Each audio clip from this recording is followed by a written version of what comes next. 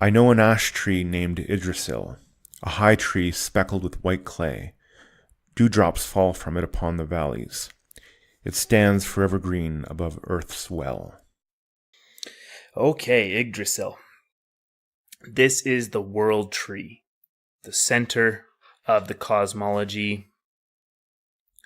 This is one of the most key concepts to understand here, and I mean, getting its own stanza here. I mean, you've already seen that so many things get just a tangential reference, right? For sure. And Yggdrasil was referenced earlier as well. The seeds of the world tree, or the measuring tree beneath the earth, something like that. I think that was stanza 4.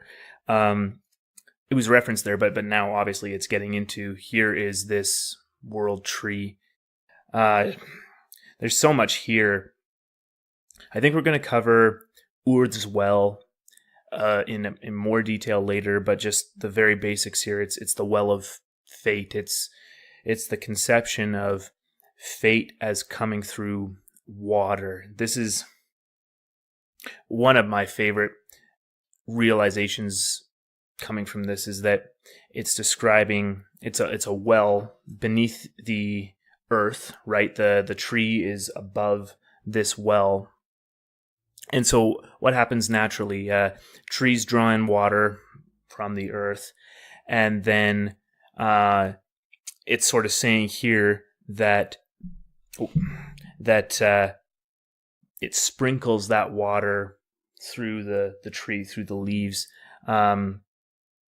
Dews that are drenched with loam. Loam is fertile, clayey soil, right? Just being able to sort of say there that it's drenched with these fertile things that come from water in particular. I don't know. This is to me saying that fate flows through the world in such a cyclical, natural sense. It's quite an amazing understanding there too. Definitely, yeah. One, just on a very practical level, an amazing understanding of the water cycle. That to me just blows my mind that they're able to figure that out. I mean, without science, like, it's just they observed it and then were able to use it as symbolism for how they understood the world. That's incredible.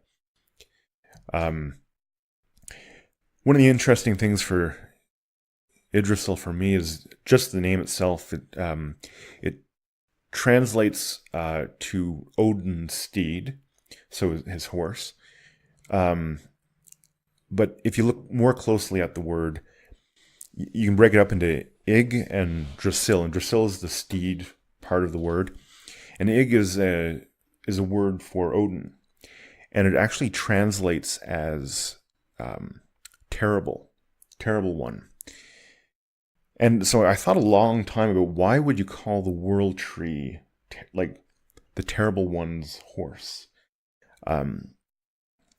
Interesting tangent on that. Odin is also the god of the gallows, and so they would often talk about hanging from the terrible tree, because they would hang outlaws and that kind of thing. But I think there's something a little more, I don't know what word to use, and I don't want to make it sound all dreary, but I think there's a recognition in here that life is tough, because right in the word is terror, and and I mean, life is tough and was tough for them. There was, death was far more prevalent in their life than it is in ours, and they didn't feel any less than we do. So when people that they loved died, they mourned for them as well. And I think it recognizes the fact that life is a struggle, that you're striving to survive, to get food, to procreate, to pass on your genes. It's a struggle, and I don't want that to sound like, I don't want to be a downer with that, because I don't think they would have looked at it as a downer. Just that it's reality. It's reality, and that they were living far closer to that edge of life and death than we than we do. And it just, I think they were putting that, like, sort of baking that into the cake, as it were, where like right in their understanding of the world was, yeah, it's tough. And fate will, throw things at you that you weren't expecting. Yeah. And you see it in that cyclical nature where, because of the water itself in the tree, so the water comes from Urd's well, fate. It's going up the tree and then falling back down. It's a life cycle of an individual, of a village, of a civilization. It's all, and it passes through the tree back into the well. I mean, back into the well, and you need, and then it fertilizes the tree again. Like you need that cycle. You can't just keep going forward. You need to me, it's showing that you need to remember, or at least respect, the past enough to know where things have come from, grow out of that, sprinkle down your own knowledge to fertilize that again, and then you go again. But it's an amazing symbol. It absolutely is, and I mean, it's hard to overstate how brilliant this symbol really is. Just in the fact that it's a microcosm of the world, and that's the symbol of the world. I mean, just on the face of it, it's incredibly powerful, and there's just so much. There's so much here. That was a fantastic point. I'd never thought of it like that, actually, especially with the translation of Ygg, the terrible one. They could have picked dozens of other names. Dozens. And I'm sure in some ways it relates to the poetry and whatnot, but no single detail here is random. In these oral traditions, in these societies, I mean, they're putting together beautiful poetry that follows some rhythms and meters and things like that, but no detail in here is put in out of place. And that's when we're going through the Poetic Edda, the sagas, anything really, we're going with that assumption that every single word was put there for a reason, and not just because it made the poetry work. So, no, that's a fantastic point. I'd never thought of it like that, and it obviously references another story of Odin that we'll get to, but it's also the importance of the connection to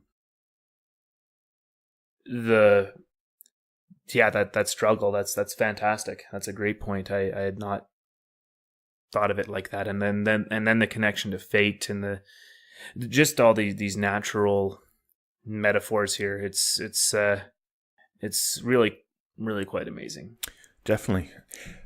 The only thing I think that it's probably worth mentioning as well, but probably won't get into it too much, is the symbol of the tree in shamanism as well. As Odin is actually only one of the archetypal shaman figures in Norse mythology. Freya would actually be another one. And there's this idea, and it's an idea that's shared throughout the world of, in this mythology, it's going up the tree, but sometimes it's seen as going up a ladder. But it's sort of the idea of traveling between worlds as shamans, as they do. So that there's an idea of going to the underworld, the middle world, Midgard, and then up the tree to the upper world. And yeah, so that's playing in here well.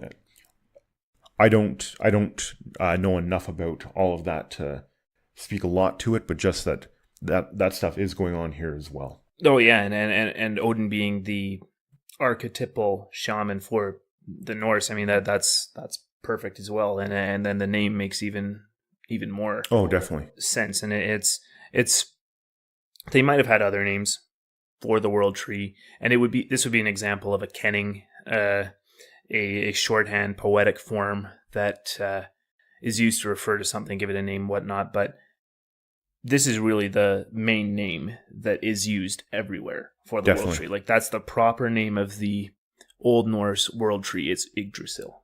And just for that to have been the one that's stuck and the one that's used here, and it's used pretty well everywhere.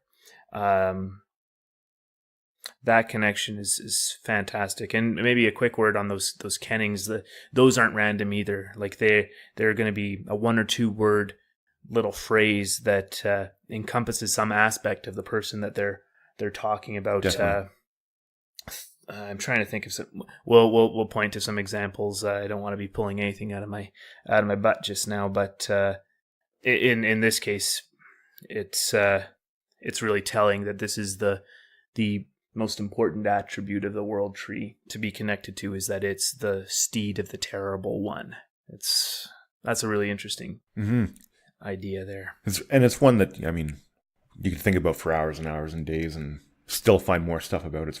It's a good one. And we barely even touched on Urth's well. Thankfully, the next stanza, I think, does a little more with it. But I will just mention here that Urth's well is located in Asgard. It's closest to the gods, Asgard being the home of the gods in comparison to Midgard being the home of humanity, and Jotunheim being home of the giants' unexplored territory. So Asgard is almost like the place of these ideal beings, these beings that took place in this primordial time, this golden age and whatnot. And Urth's well comes out in Asgard. If you were drawing a picture of it, it doesn't make as much sense as the way they talk about it, but the well comes out in Asgard, and the gods are sort of the closest to fate. That's the closest thing that I can really get to there, is that they have attached themselves to fate in a key way, but even by making their home where fate comes out, being connected to it there. That reminds me of Jung talking about the archetypes and saying that we all live out archetypes, and hopefully you figure out which archetype you're living out.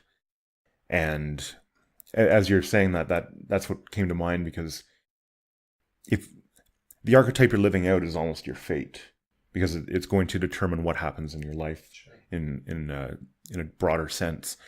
And the gods having these archetypal qualities, well, of course they would live next door to fate. So, anyway. Great point.